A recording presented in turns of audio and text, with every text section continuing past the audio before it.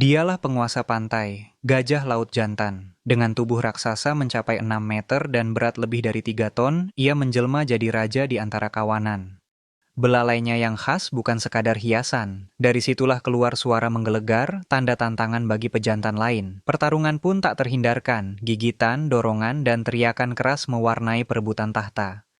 Namun hadiah dari semua itu besar. Seekor jantan dominan bisa menguasai hingga 100 betina dalam satu harem.